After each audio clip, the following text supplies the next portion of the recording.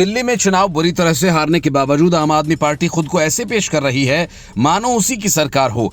यही हालत एमसीडी की भी है, जहां आम आदमी पार्टी अपना बहुमत खो चुकी है, लेकिन ये दिखा रही है कि दिल्ली नगर निगम में उसके पास ही बहुमत है।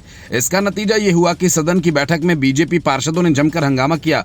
मेयर के टेबल पर चढ़कर पार्षदों ने न सिर्फ एजेंडा पेपर फाड़ा, बल्कि मेयर के माइक को भी तोड़ डाला। भाजपा पार्षदों ने आम आदमी पार्टी के अल्पमत में होने का मुद्दा उठाते हुए एजेंडा पास करने के कदम को गैर कानूनी करार दिया और इस दौरान भाजपा पार्षद नेता सदन मुकेश गोयल के पास पहुंच गए और उन्होंने एजेंडा पास करने से रोकना शुरू किया। वे अपनी सीट से उतरकर बेंच पर चढ़ते हुए पीछे आ गए और एक बेंच के पीछे नीचे एजेंडा छुपाकर प्रस्ताव पास किया। भाजपा के कई पार्षद मेयर के आसन पर चढ़ गए और उनको बोलने से रोकते हुए उनका माइक तोड़ दिया, उनकी टेबल पर रखे एजेंट को भी फाड़ दिया और इसके बाद मेयर ने सदन की बैठक स्थगित कर दी। दिल्ली नगर निगम में मेयर के चुनाव अप्रैल में होने हैं। अभी मेयर का पद आम आदमी पार्टी के पास है। हालांकि भारतीय जनता पार्टी की नजर इस सीट पर है और उसके पास जीत की प्रबल संभावना है।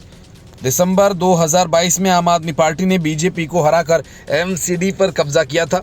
अब बीजेपी वापसी की कोशिश में है। दिल्ली नगर निगम की मौजूदा स्थिति पर नजर डालें तो संख्या बल बीजेपी के पक्ष में नजर आ रहा है।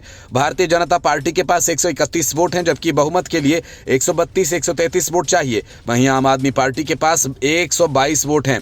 अगर मेयर चुनाव में आम आदमी पार्टी अपनी पकड़ बनाए रखना चाहती है तो उसे कांग्रेस और एक निर्दलीय पार्षद के समर्थन की जरूरत होगी। ऐसा होने पर आम आदमी पार्टी बहुमत के आंकड़े तक पहुंच सकती है।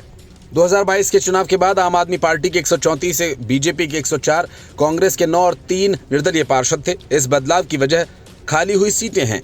इन सीटों पर चुनाव होने तक मौजूदा पार्षद ही वोट करेंगे, इसलिए बीजेपी के पास मेयर चुनाव जीतने का अच्छा मौका। देखना होगा कि क्या आम आदमी पार्टी अपनी कुर्सी बचा पाती है या बीजेपी दिल्ली में अपना ट्रिपल इंजन सरकार बनाने में सफल रहेगी। दिल्ली की राजनीति के लिए ये चुनाव बेहद अहम माना जा रहा है। बीजेपी को उम्मीद है कि वो एमसीडी में फिर से वापसी करेगी। आम आदमी पार्टी के सामने ये चुनाव अपनी पकड़ बनाए रखने के लिए चुनौती है। कांग्रेस और निर्दलीय पार्षद किंग मेकर की भूमिका में रहेंगे। उनका समर्थन जिस पार्टी को मिलेगा उसके जीतने की संभावना भी बढ़ जाएगी।